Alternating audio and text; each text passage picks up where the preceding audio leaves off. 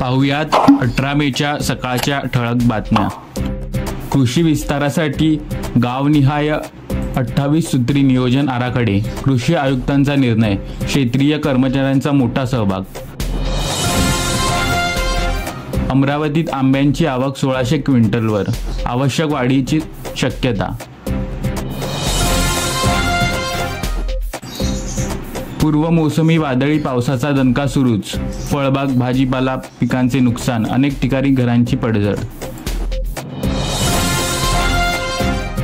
दरात खासगीच्या तुलनेत बाजारात समित्यांवर वरचढ, बाजार शुल्कात मात्र खासगी अधिक स्वस्त।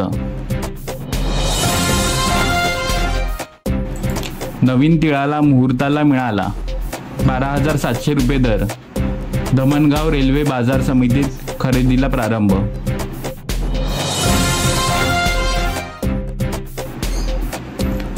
संत्रा पट्ट्यात वाढत आहेत निर्यातपूरक प्रकल्प, टिकवण क्षमता वाढीसाठी शेतकरी उत्पादक कंपन्यांचा पुढाकार, स्मार्टमधून अनुदान।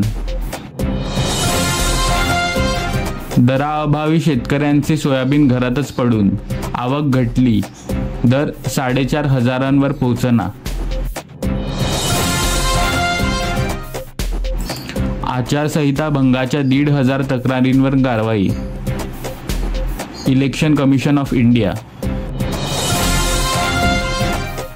राज्यात हळद लागवड पडली लांबणीवर, वाढत्या तापमानाचा परिणाम, पाण्याची समस्या मोठी, शेतकऱ्यांनी लागवड थांबवली।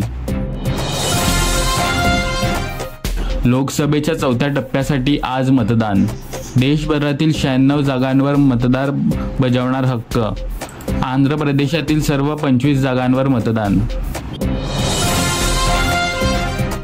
जिल्ह्यास पूर्व मोसमी वादळी पावसाचा दणका, कडब्याच्या गंजी भिजल्याने अनेकांचे नुकसान। मध्य महाराष्ट्र, मराठवाडा, विदर्भात तुरळक ठिकाणी गारपिटांचा इशारा।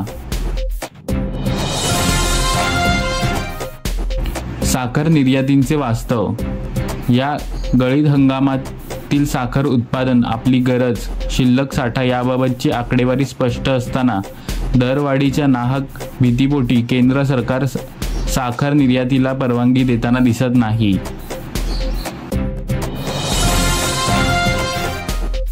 हंगामी भाजीपाला फळपिकातून मिळाले आर्थिक स्थैर्य।